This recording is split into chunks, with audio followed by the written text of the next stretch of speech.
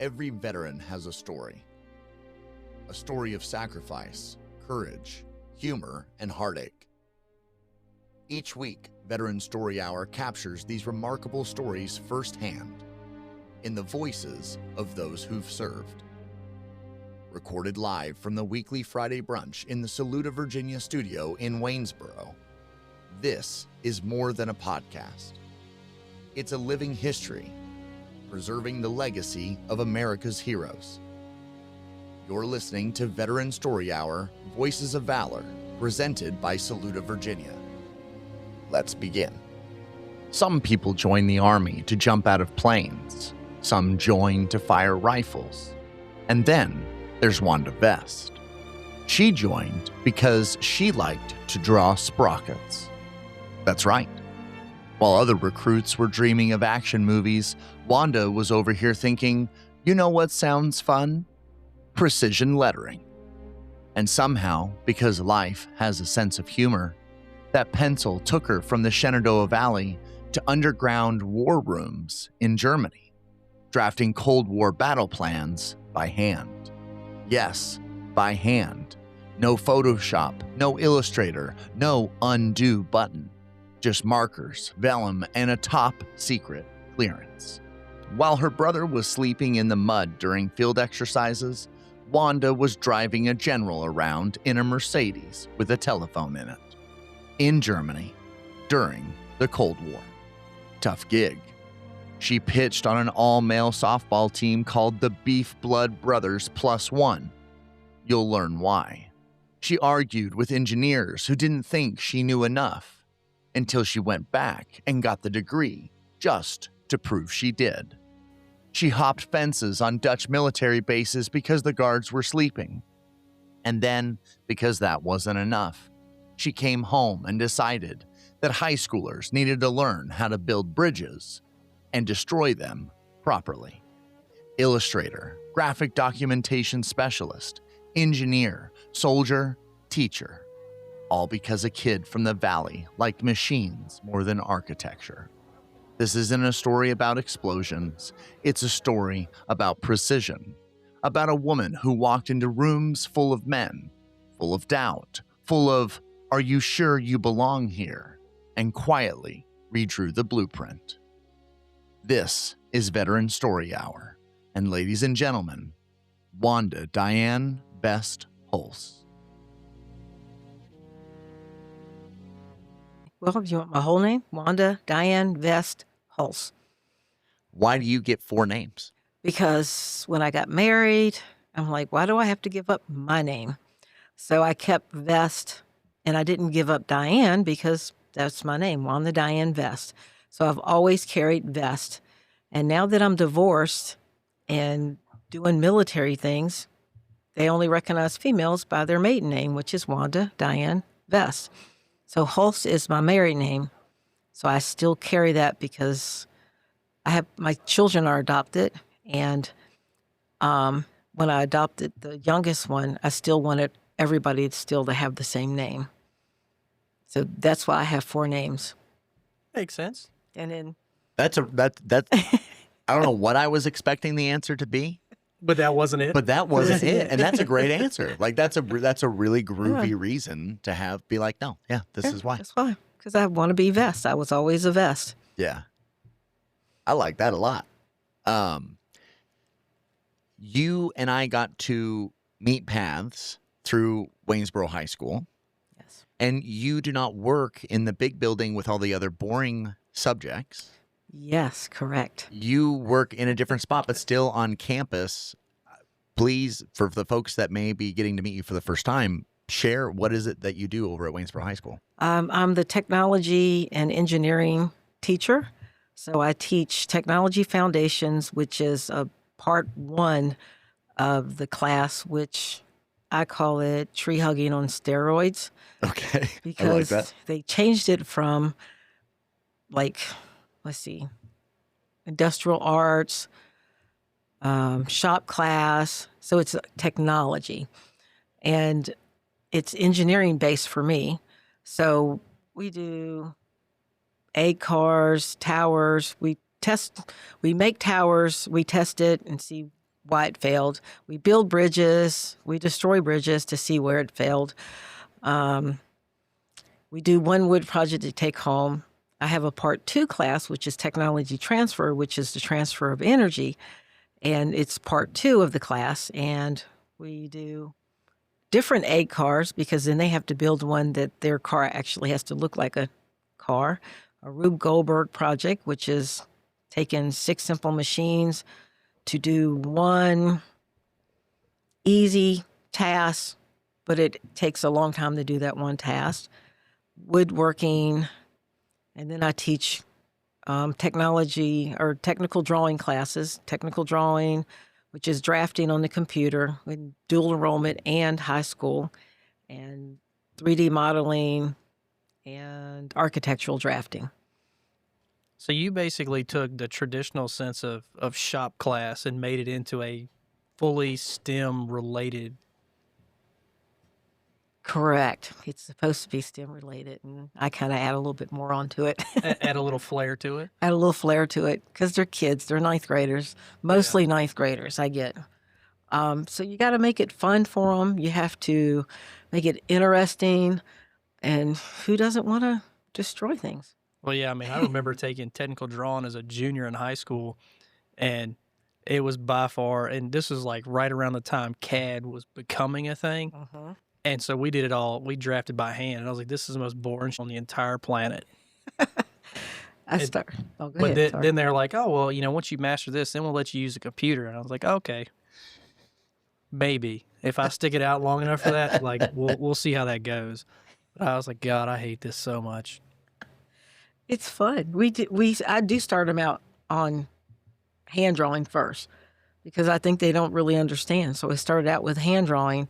And then when I realized that they really didn't know why they were drawing, then we do a final project, which is either 3D printing or I think one time we did tile tables. And I had students that hadn't even taken my classes, and they're doing tables. I'm like, oh, gosh, please be safe. But I think they understand more when they have an end of project. Yeah. Well, I mean, and I've seen some of the stuff you guys come out with too. And so a lot of that stuff's really cool looking from like a 3D printing aspect. And a lot of that stuff was donated to you guys too, right? Like you didn't have to actually go out and get it. It was.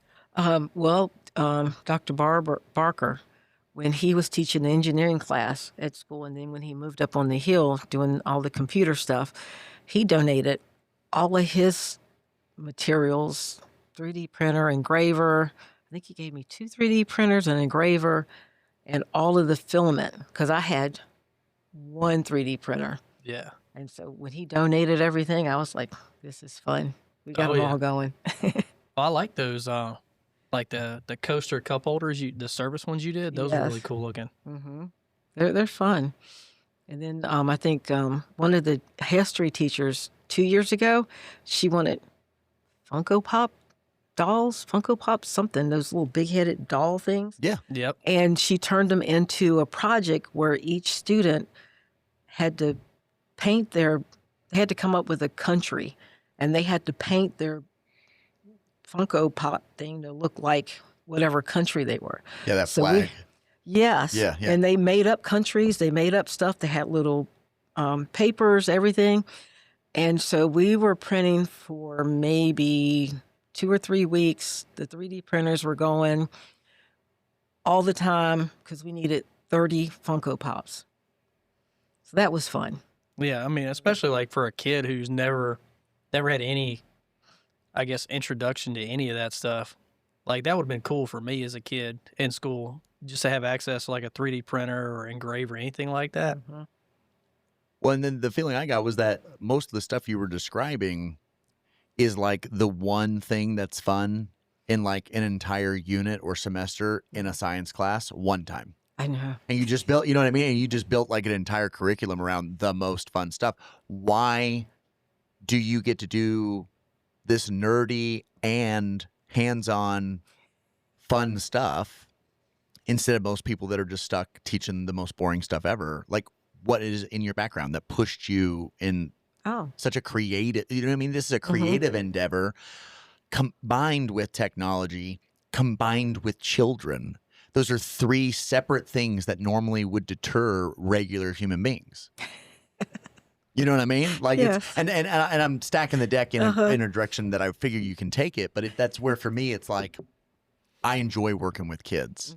It's why I was a teacher. It's why I coach. Like that's obvious, right? But you're combining so many different things that would turn people off immediately. Yeah. Well, I love working with kids. I was thinking back when I was in the service, I was like babysitting everybody's kids. I'm thinking back, I'm like, I don't even remember these people and how I knew them. They're like, can you keep our kids? Like, sure. Just got a trustworthy face. There you Right, go. I know, right?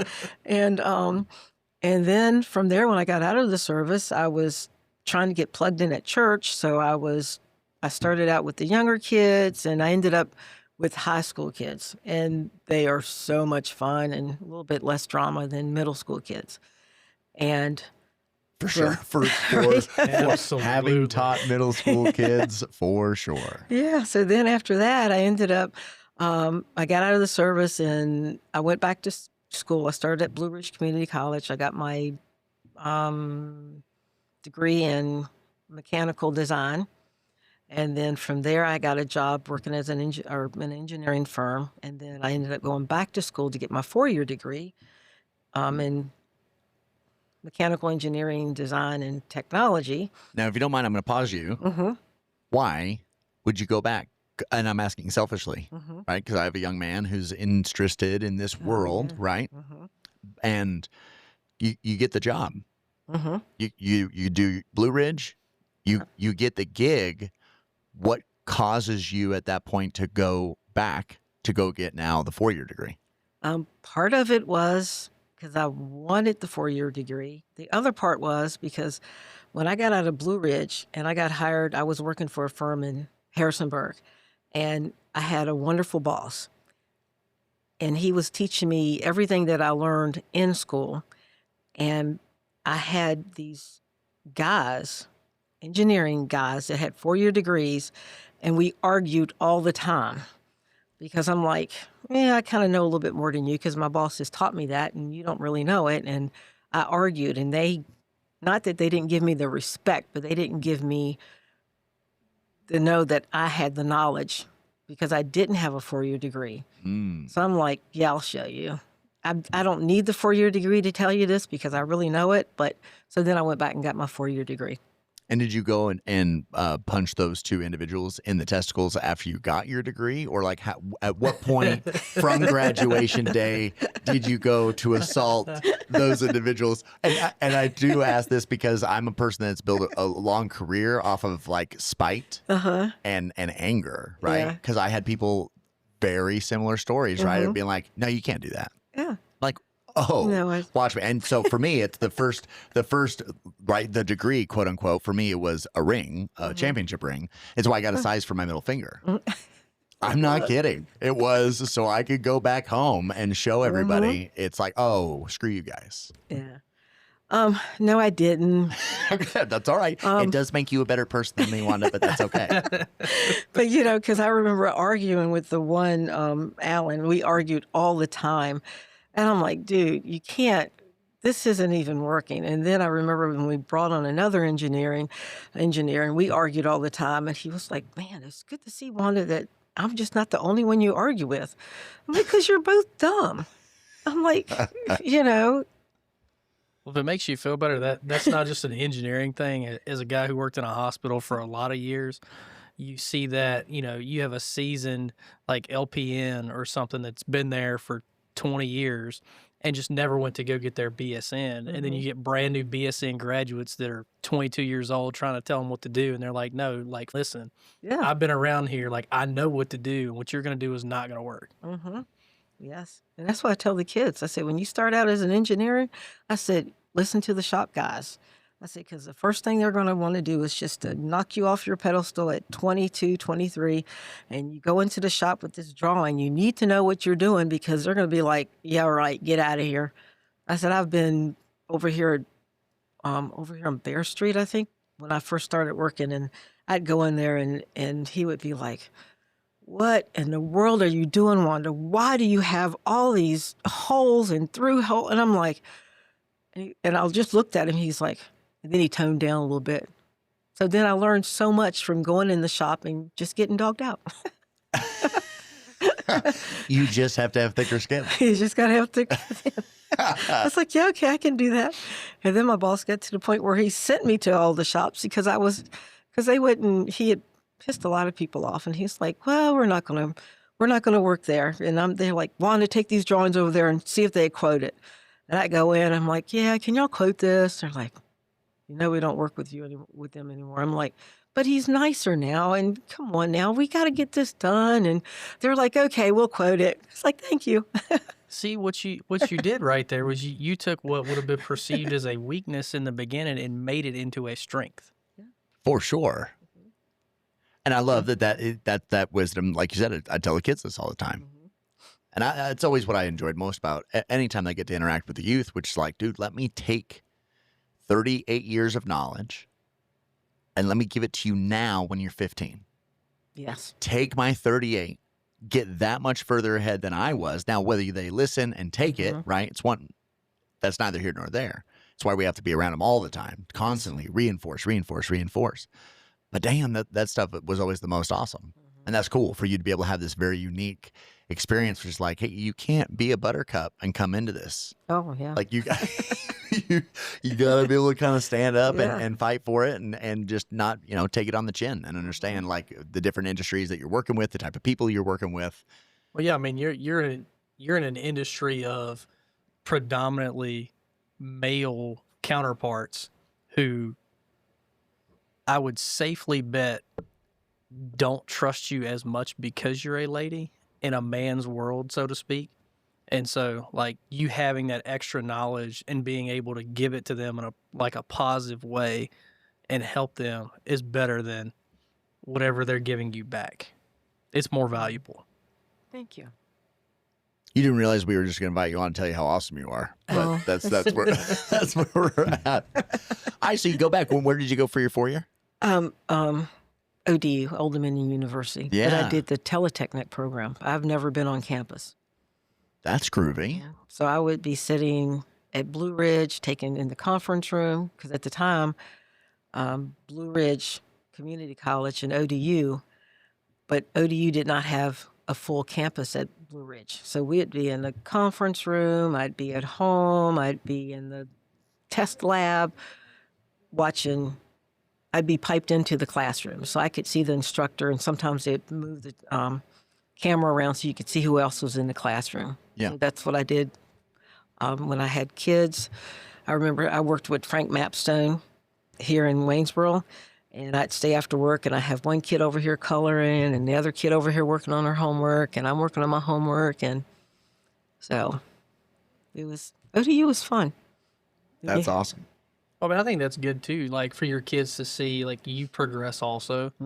And so, it's not just, hey, you need to go do your homework because it's important. Like, look, I'm doing mine also. I know, right?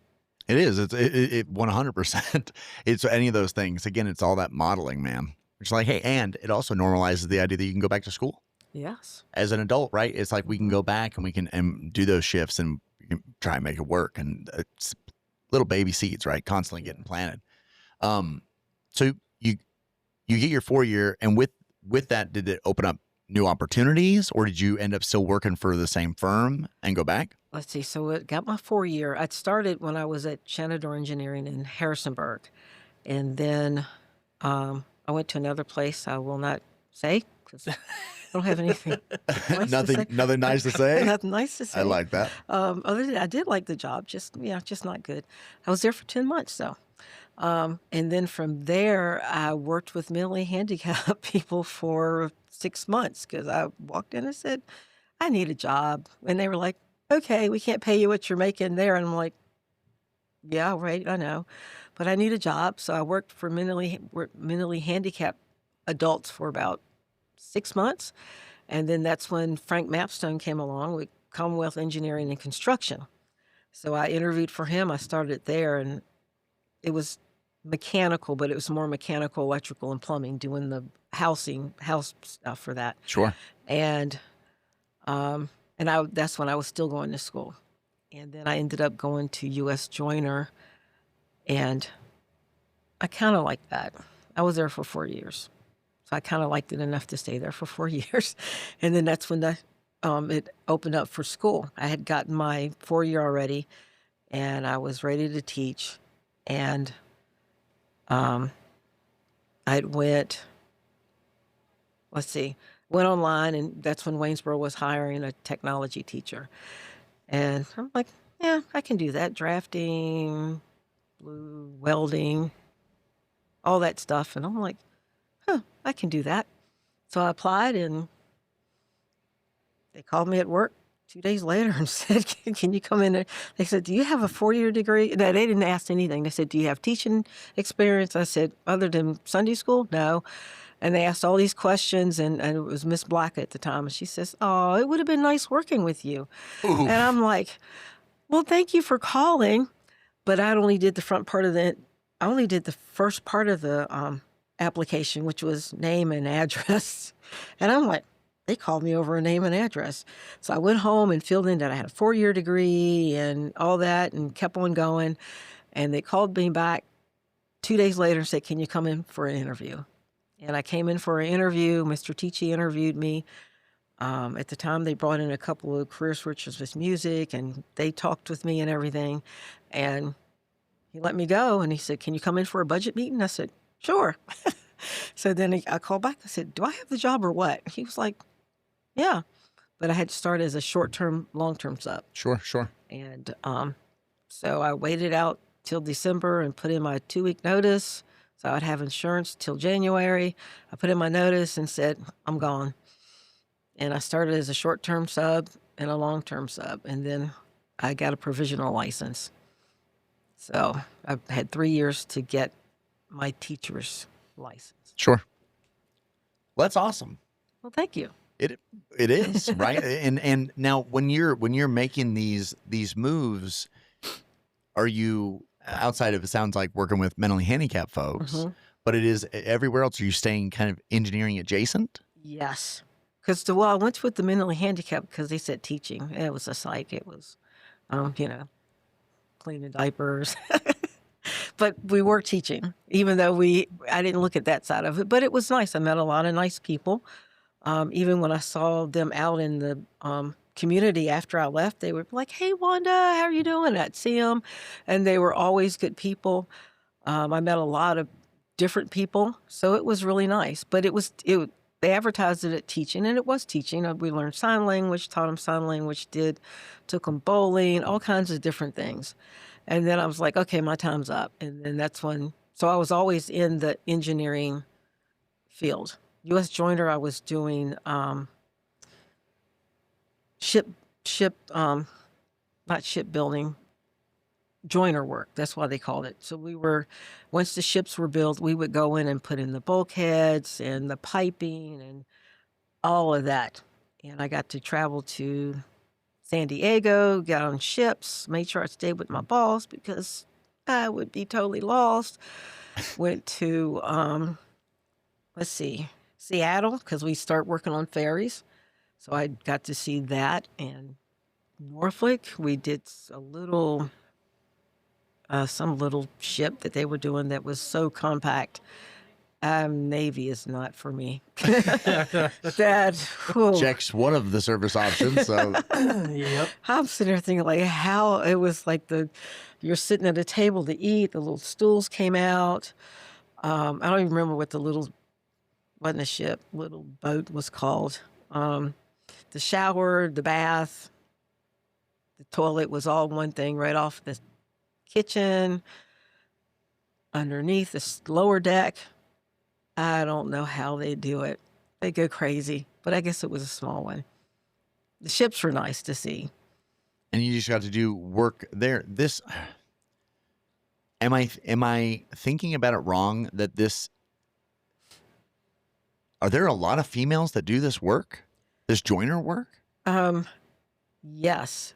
When I worked at U.S. Joiner, that was probably the most females I've ever worked with. Really? Mm-hmm. This seems so like it's awesome and it's badass. So totally take my amazement the wrong way, because it's like, it's very rarely that I get to hear that idea, which is like, no, like that's like really badass hands-on. Like if I would imagine a macho man dude that's walking around and is like, I do joiner work. It's like, of course you do. Look at you. Yeah. Well, most of the females worked in the office. Yeah. Most of that, and that's most of the females I've ever worked with, ever. Because when I worked in Harrisonburg, I was mechanical. I was the only mechanical female. And we had one female that did electrical drawings. And then downstairs, we had the architectural ladies. There was 4 of them, and they did all the architectural. But it was only 2 of us upstairs. That was the most. Well, okay, that was my first job. That's fair. Literally the most. And then when I went to the other place, I was the only female in the mechanical part. Everybody else was like HR or sales or something like that. And let's see, with Frank Mapstone, I was the only female because it was small. It was just Frank. One son did the construction side, and then it was me doing the mechanical. And then one son moved up here from Florida, and I taught him to do drafting. So it was just the 4 of us. And then at one time he had his wife came in to do the books. So she was the secretary. She did everything. And then Frank and I did the mechanical drawings. So I was the only female. Yeah, I know like in a lot of industrial stuff like that, it's not a female predominant thing. But my mom was a welder years ago before she was pregnant with me. That's awesome. That's awesome. She used to tell me stories when I was a little kid because she had all her like drafting scales and all that stuff. And she said that when she went to school to be a welder, they actually told her that she would be better at welding and ladies would be better. They were better welders just out of the gate because they were naturally more artistic and would listen versus males who think they know what they're supposed to do. Even though you tell them, do it exactly like this, they're still going to do it their way. And Wanda knows she has male students. Yeah.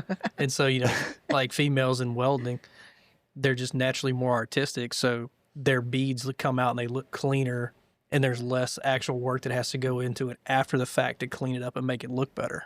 So they're more efficient. Well, it's like when you hear about the badass Russian snipers during World War II that were all female. And it was just like hands down, the females were way superior snipers. Yeah. And I remember learning that, but my wife was just like, yes, this is everything.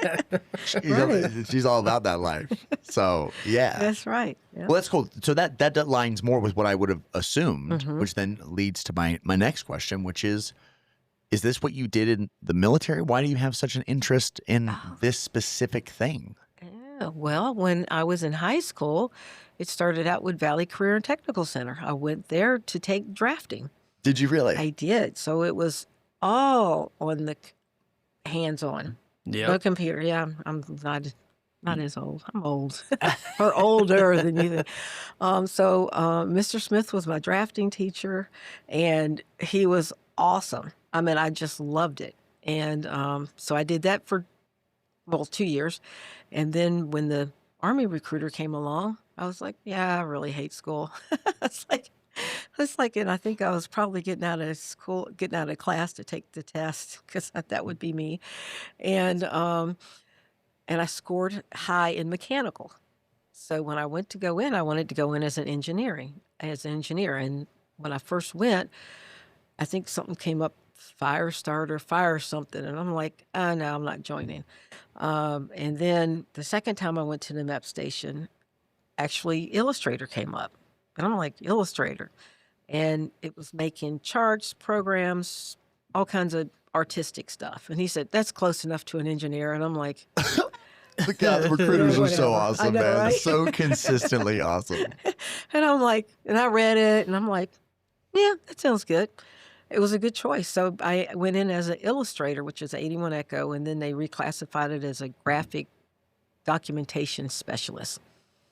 So It's way fancier sounding I than know, right? Illustrator. Illustrator. Because you got to help with recruiters. Illustrators, like, am I working for Walt Disney? It's like, Yeah. no, you are actually a technical, mechanical, whatever you said, right? It's like, it's way being like, no, you'll practically be a doctor. Like, Right. it's- yeah. Mm-hmm. So from there, I joined. I'm like, okay, go to Fort Jackson for, summertime, hot, Yeah. hot, yeah. Go Fort Jackson, and from there I went to Lowry Air Force Base because of my MOS. I get there for it was only a 3 months class, but I was there for 5 months because of waiting to get instruction. And then when my brother had went in before me, and he was like telling me all these stories about what to do and what not to do, so I get to Lowry Air Force Base, and there's no room for me. And that started out in basic training. My last name is Vest. So when I get to basic training, there's no room in the barracks for me. So I'm in the holdover barracks. So it was Holdover. great because I did no holdover. duty. They were like, we're not doing anything. We'll do your duty. I said, okay. So I did no duty. I missed all of the bed tearing apart, all of that stuff. And every morning they would wake me up. I'm so trusting. They would wake me up, and I'd go to formation every morning, and my drill would be like, where are you coming from, Best? What are you doing up? I'm like, I'm in the holdover barracks. I was in the holdover barracks for about a week or so. And then, but then when I get to Lowry Air Force Base, same thing. There's no room in the Army barracks. It's half was Army and the other half was Air Force, Marines, and the other one, Navy. The other one. I like that. And so they put me in with a Marine, and I'm like, she's like, yeah, let's go party. I'm like, I don't have to wear BDU. She's like, no, this is Air Force Base. Yeah, so I was we gonna say started out you're in a whole new world. whole new world. So the night I get there, I go out and party with the Marines. I'm like, this is great. And then so my training, I ended up working in the PAC office for 2 months. And so I had to dress up and wear my Class A's or whatever. And I remember the lieutenant and his girlfriend, they were on like, what was it, the weight loss thing. So they're up every morning. And I remember my first sergeant telling me when people checked out, if I'm not here, you just go in my office and sign the paperwork and give it back to them. I'm like, okay. And So what you're saying is really rigid. Lots of rigid rules that cannot be disobeyed. Oh yeah, of course. On an Air Force base, the most Right. rigid rules. I'm like, okay, I didn't know I was forging. Oh, I'm still like 19, maybe 18, 19. And then the lieutenant would be like, Vest, get my coffee. I'm like, what? He's like, okay, I want it black and sweet like I like my women. And I look at him like, you're not pulling anything black and sweet. That's awesome. Yeah. And from there, I went to Fort Ritchie, Maryland. That was, I remember telling there was a Air Force guy that knew. He's like, yeah, you're going to Fort Ritchie, Maryland. That's in the middle of nowhere. And you need a car. And I'm like, Pop, I need a car. I need a car because I've been saving my money for a car. And he's like, you don't need a car. I'm like, I need a car. I said, it's in the middle of nowhere. He's thinking I'm going to a regular military post, right, with buses and no, in the middle of nowhere. So he takes me and he drops me off. He's like, I'm going to look for you a car. I said, thank you. He's looking around. He's thinking. Imagine how long he was thinking about it before he finally said something to you. He's like, son of a bitch, I'm going to need to get a car. Yeah. She's in the middle of nowhere. In the middle of nowhere. I mean, and even when I went in, I remember even we had a spot in Maryland that we couldn't go to because they were still prejudiced. They didn't let blacks in. So the first sergeant made it where anybody couldn't go. What year is this? This is, let's see, I graduated in 83, so this was 84, 85. Well, I went overseas in 85. So this was 84. Yeah, Florida still had, in Gainesville, where the University of Florida is, they had a elementary school that was segregated until 88. Wow. That's a long time. Yeah, I remember learning about that because where we lived just down the street from that middle school, and I was learning about because I was getting ready to be a teacher. I was going into my master's program, so I was learning about all the schools, and I was like, bro, like I'm from California, so it's like I was like, that's wild, right? Like that's a wild What do you concept. Like, oh, okay, separate schools. The year I was born, really? Like it's Wow. yeah. It's crazy. Yeah. So they were in the middle of nowhere, Fort Ritchie, Maryland. And then I got a top secret clearance, put me in for a top secret clearance. So, because we had a Site R out there and it was all underground.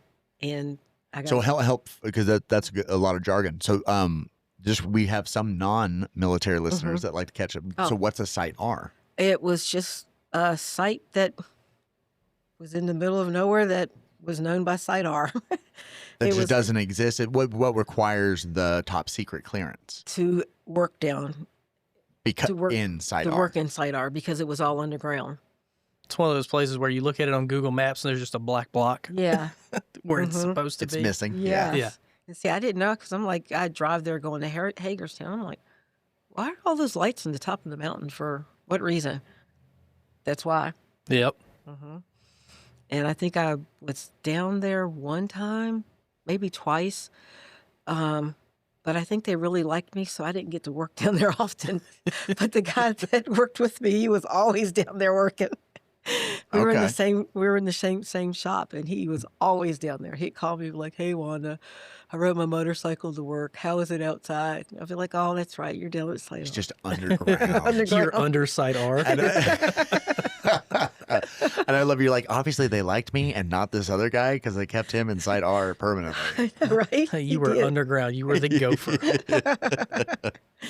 So that was fun. That was a good place. That's awesome.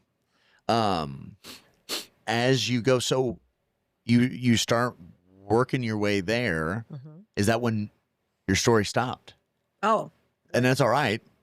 from what, military? Yeah. Oh no, Because now I'm hooked. Now I'm interested. sorry. You just left all of us on. I have top secret clearance, and I work around and in Site R, and then it's like, and then the end. Oh no, It's like, there's come on, more. dude. Like, Sorry to leave you hanging, but No, there is that- more.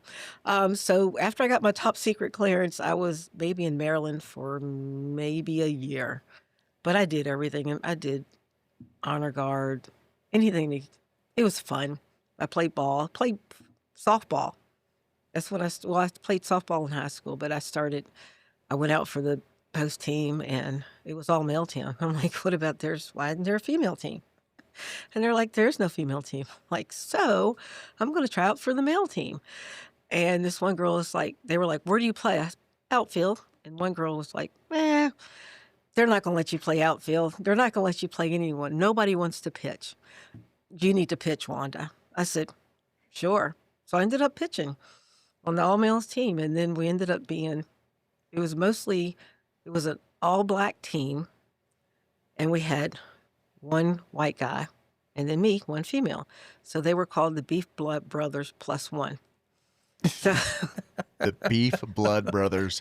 Plus one. the Beef Brothers plus one. Yeah. And I think we won the championship, but we always lost the tournament because we're in the middle of Maryland and we played tournaments, and no matter what I threw to those guys, they were knocking it out of the ballpark. I could throw them balls and they're knocking it out of the ballpark. I'd throw them whatever. It's slow pitch, but they're knocking it out of the ballpark. But as a post team, we were pretty good. That's awesome. So you do so, and you're an illustrator the whole time? Yes, we did. We called them grip and grins, where you get your awards. We did grip and grins, DA photos for promotions.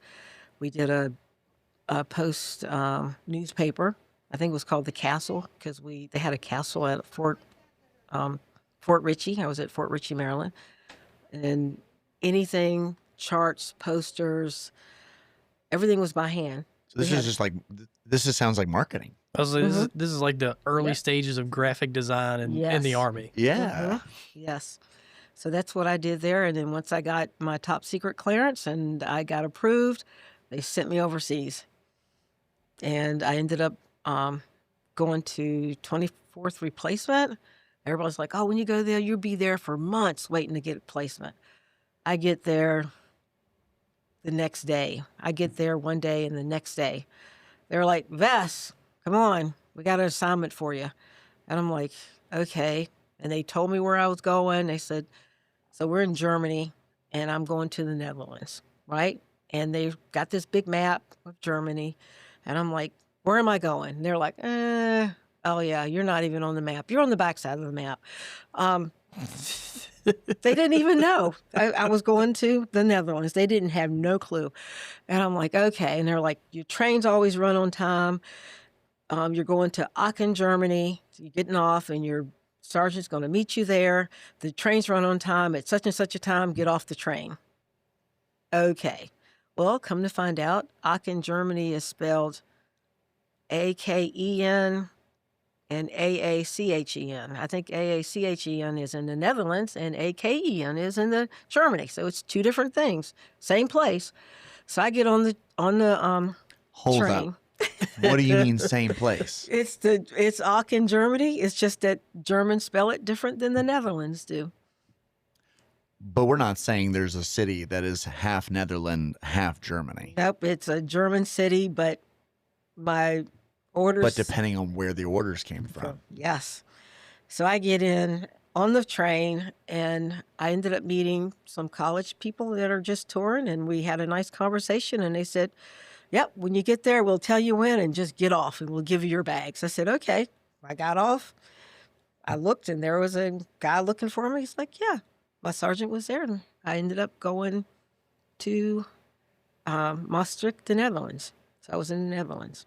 What's the cool? It's awesome. So, what ends up being the coolest thing that you end up drafting for? Because I'm thinking about this time period that you're talking about, and I desperately want you involved in propaganda against the USSR or something crazy. Because if you're marketing, right? If we're marketing and we're creating stuff like it's, and you've got top secret clearance, like I'm thinking you're making propaganda like posters. We did 35 millimeter slide presentations for Reforger, which is Return to Forces to Germany. And it was, I guess, in case Germany acted up again, and we had war plans of where we would go, where they would go, what would happen. And it was two things of 35 millimeter slides that we did by hand. That's by why. Hand. Photography, we would print it on vellum, paint the back, take pictures. We developed 35 millimeter film by hand. We did everything by hand. So I think that was the biggest thing, because I had a top secret clearance. I did war plans of in case the Germans acted up again. And it was specifically the Germans. Yes. It's always the Germans. The Germans. Right. I know. The Germans are involved. That's one of the coolest things ever. Well, thank you. It is.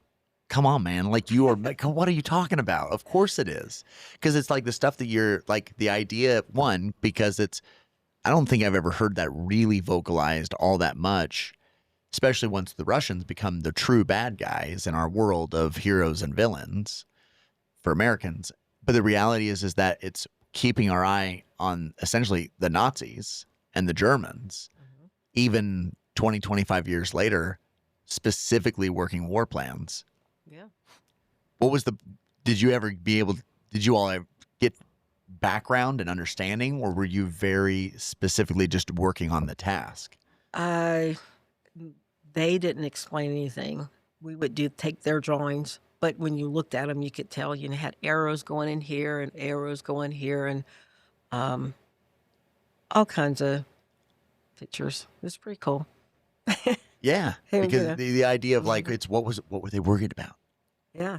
What did they know? What did somebody know? What were they thinking about that would cause them to need to draft it? Now I understand there's plans like for zombie apocalypse, and there's plans for all the things, right? Like I understand there's all those. But you're basically drawing like the ultimate game of Risk. Right.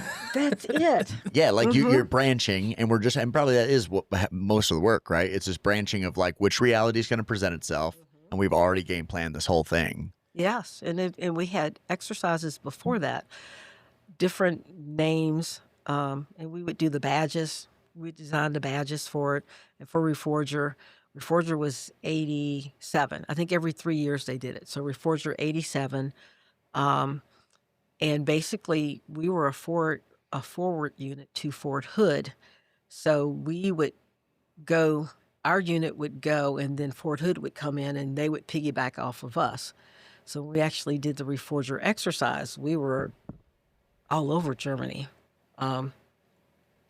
with doing exercise. They would be in meetings. We would just be, well, I worked for public affairs at that time. So I had special treatment. So what is Yeah. what does public affairs entail? So with public affairs, that's what I worked for. That's what we did the drawings for and the slides presentations. But we would do the same thing, the grip and grins, DA photos, everything that had any, let's see, flyers, anything for the posts we were on and for the military, our unit. And we put out a monthly newspaper, the ARC Planner, because we were absent reserve Corps forward. So we put out a monthly newspaper. So when we went for Reforger, our public affairs, our major, he would be in with all the meetings and covering everything. And we would do charts because if they had needed meetings or needed charts and programs for the meetings, we were really working by hand then. We would have some work, but we were working with markers. That means you had to lay it out to where how much of a title you had. You had to do your spacing for writing and markers and fun stuff, Yeah, just the truest production side of the house for public relations, marketing, any of those materials. Yeah, I was gonna say public affairs is essentially like the military's version of PR and marketing firms. Yeah. It's like their own internal version. Yeah. Just because you did a drafting class. Just because I did a drafting class. But I always liked to draw. I'd sit hours just drawing. I'd be like bored during the summer. And I'd be like, oh, I can draw that. I draw it. I don't draw that. I can draw it. Then I thought about architectural, and I'm like, nah, I like machinery. Oh, okay. I was going to say, Yeah. what are you talking about? That seems like that would be exactly Right. in your wheelhouse. Went from drawing sprockets to war plans. Yeah. And obviously an enjoyment with the tedious. Because you were talking about, when you're talking about arranging and millimeter breakdowns of titling and font, and like when it was, I mean, you weren't printing press days, but like it doesn't sound like that technology really had caught too far up, even by the time you were doing it. So talk about tedious of just living with the thing and working towards an impossible perfection. It was fun. Ever thought That's about what I'm being a talking about. counterfeiter? Like, Yeah. Like it sounds like we had some lucrative opportunities for a very short window of time. Technology has changed what you did. Gosh, yes. Like, I mean, just completely out of the job. Like it would be just a total shift. But I still like doing mechanical stuff. The Illustrator or graphic design was fun. But I think it was more fun because I was overseas. Oh, totally. Yeah, if you're in the Netherlands Yeah. and Germany and get to do all those types of things. What was the favorite part that you had of being in the Netherlands? Oh gosh, doing PE and running downtown and having coffee and cookies. Well, especially because a coffee shop in the Netherlands doesn't sell coffee. So I no. love that that's your favorite part of the story. It's like, well, the Netherlands, they have amazing coffee shops. They're radically different than Starbucks, but Right. you still feel fantastic when you're done being there. Cappuccino in the specula cookies. We'd run downtown and be like, yeah, we're running. And then we'd run back and it was fun. Oh, yeah. Yeah. But that wasn't, the job was good. We had a lot of good people that I worked with and became really good friends with Chief. He's German and he ran the mess hall. And because we were on a Dutch concern, I wasn't on an Army base. I was on a Dutch base. And what's the biggest differences if we're thinking about like the most obvious ones between a U.S. base and a Dutch one? You had to have cash to get dinner because you couldn't use a card or anything. Yeah, I like It that. was like, and you got paid for the rate of the dollar because we had no military base. We were on a Dutch military base. We were not on an American base. And where I stayed was in it was a old Brunson dormitory. And I know my first sergeant or my captain would be like, yeah, we're going back to the dormitory. It is not a dormitory. It is a Dutch, or it's a military sleeping quarters. No, it's not. It says on the front, it's Brunson Dormitory. That's like that's what it says. You can't argue You with can't black and argue white, with guys. black and white. It's a plaque. And we had a big fence around it, and we had guard units that they went out and locked the gate.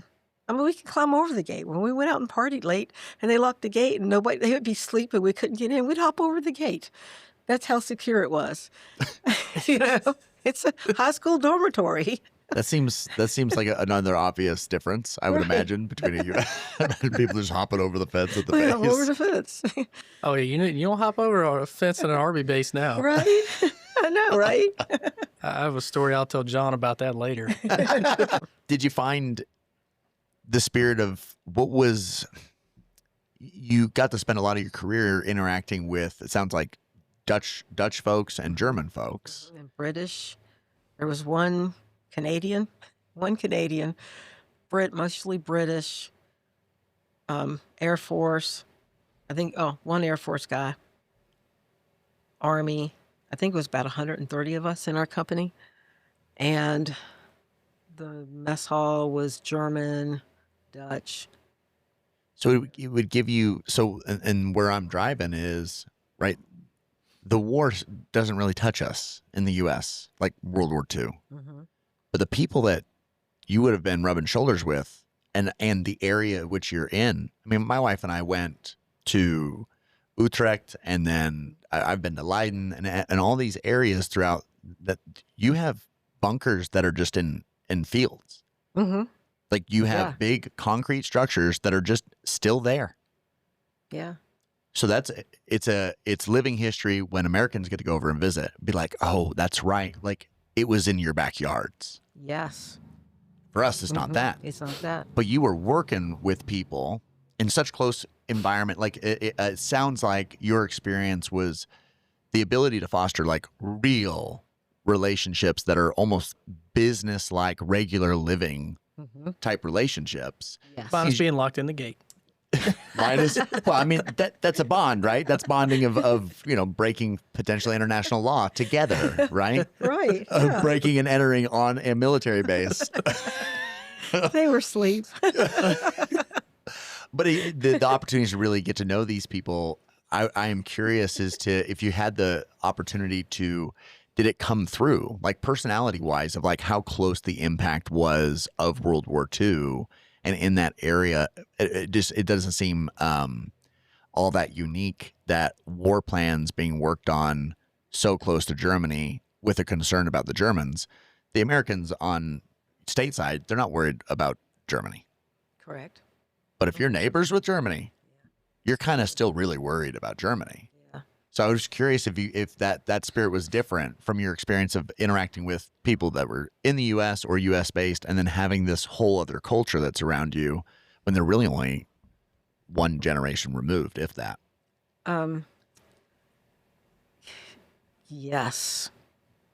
Experiencing, because being in the Netherlands, most everybody that you've seen wanted to speak English, so I never really learned the language. I mean, I knew enough to get along, but going to Germany, if you didn't know German, you basically wasn't going to get any help.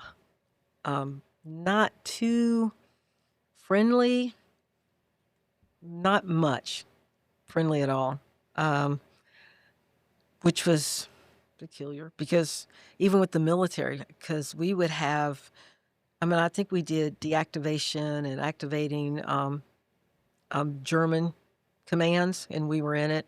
And at one point in time, we got to shoot German weapons, and you were either lucky or unlucky of who you got to, because they paired you up with a person, with a German or male. And I remember one of the females got one that did everything for her.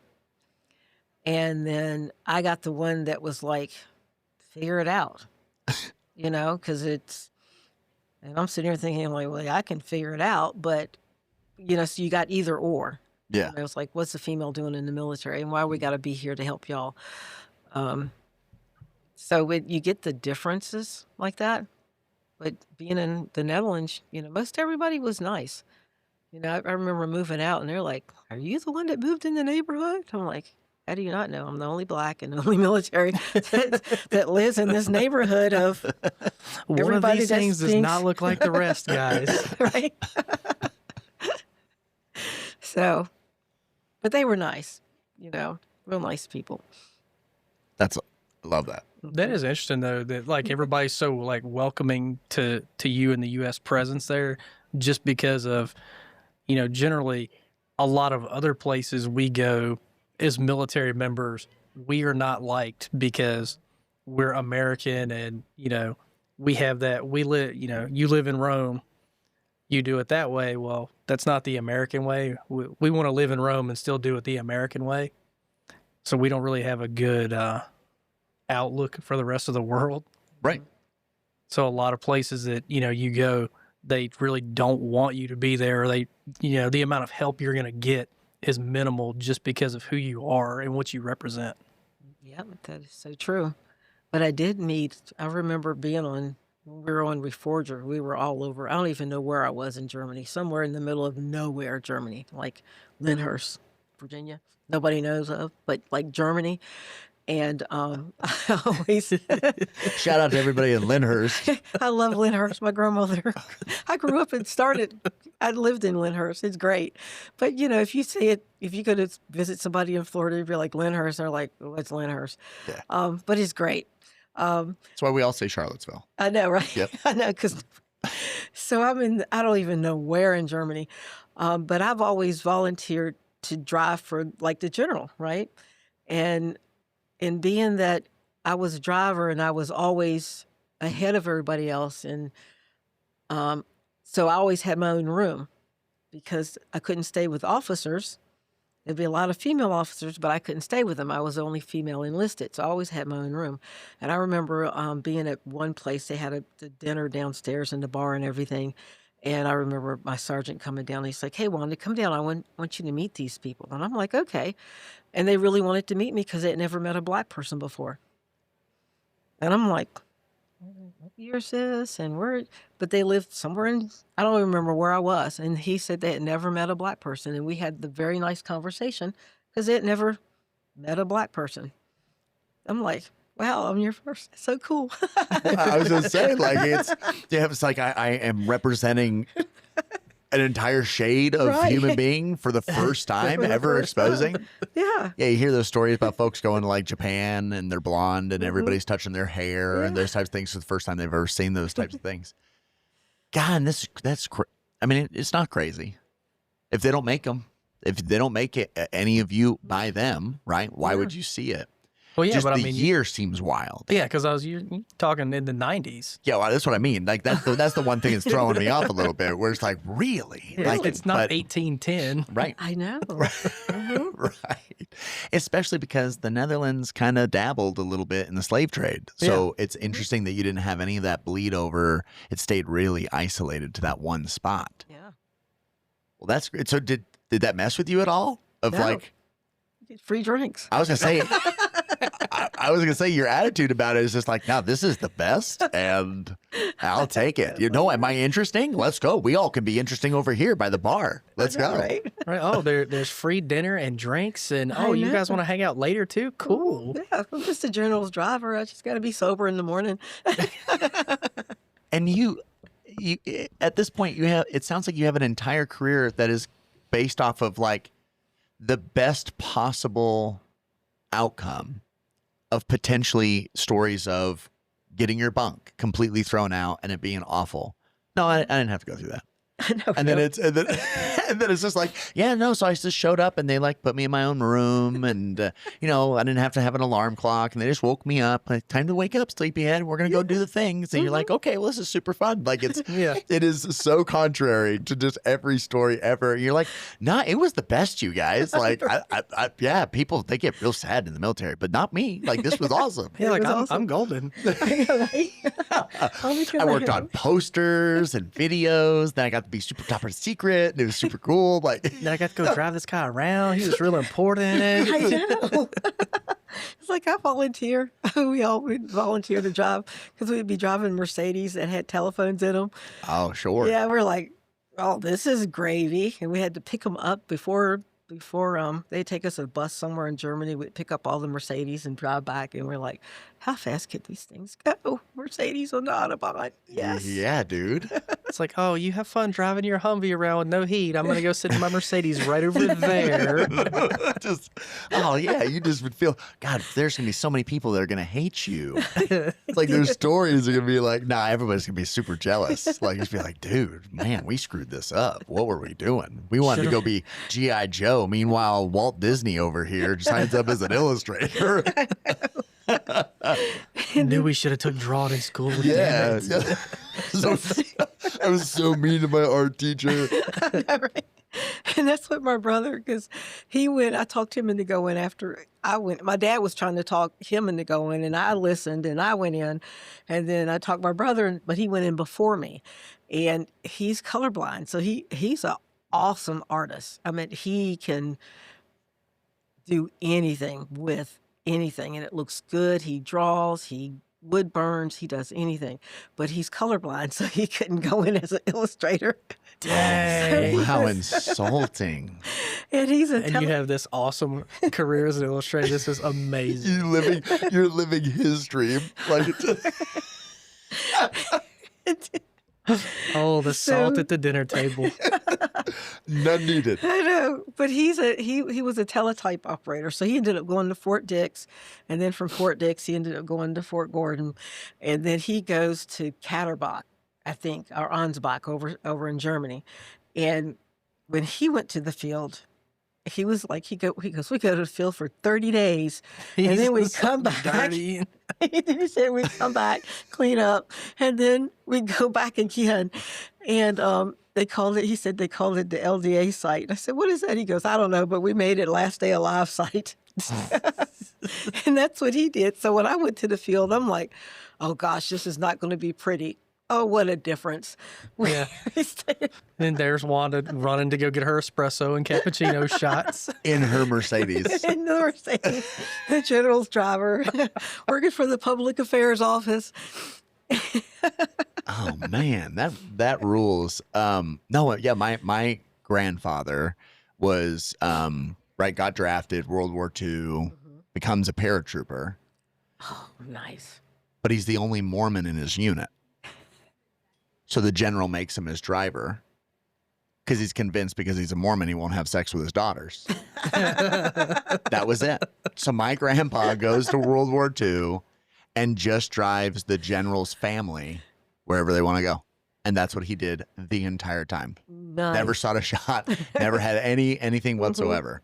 And that was his whole experience. But it was the same thing where it's just like, yep, just became the driver. And that was it. I know, it's great. Yeah, just returned with an addiction to cigarettes and a lot of good stories. Oh, yeah. Yeah. And he married the general's daughter. Yeah. He did not. No. Yeah. A missed opportunity. A wrinkle in the story as it unfolds. Yeah. No, that would be awesome. But I also don't know if there's any illegitimate children with my last name either in Germany. So we can't confirm nor deny. But oh, there are. If he was doing it right. There are. This is the most laughing I think we've ever done on an episode because we've had nothing heavy, nothing overly heavy to be able to handle, which is awesome to be able to have that be the case. When you think about like the career you put together, the things that you're doing, what's important to you, what do you think has been one of the most consistent things that's helped you as you've had to make decisions and think about how you want to be able to just conduct yourself generally? Is there something that is that foundation? Yeah, that grounding or that foundation. My parents. Prayer. I pray about a lot of things. What to do with the kids when they get on my nerves. Not to neck punch them. All that good stuff. Taser. My parents. Taser would be amazing at school. Right. I know. And see, I took it as like her actual children, but I love that we took it to the kids in the classroom as well. Well, I do have a taser. I remember when I got it. And I would like... And now we know why she doesn't work in the main building. There's no metal detector going in the CTE building. That's it. And when I got it and I test it and you'd see it, and my kids were younger, and And I'm like, do you want me to test it on y'all? And my son would be like, no, Mom. He goes, you can test Corley. You can test it on Corley. And he goes, just get her when she's asleep, Mama. Just get her when she's asleep. Oh, that's so wicked. And he was maybe 5 or 6. I said, oh. So then I see this little note outside my door that says, Dear Mom, I really love you so much. Were you just joking when you said you were going to tase her in my sleep? Or are you going to? Love, Corley. Like, P.S. I don't want to miss it. Please wake me up before you do. We take it from like, oh, it's so heartfelt. It's like, no. He just wanted to get popcorn so he could watch his sister get tased. Yeah. It's like, oh, I'm going to turn off your Wi-Fi to get your attention. No, I'm going to tase you in your Tase you sleep in to your get your sleep. attention. But I never tased her. On the official record, Wanda never tased her daughter. We'll talk about it offline. Wanda, thank you so much for coming on and sharing.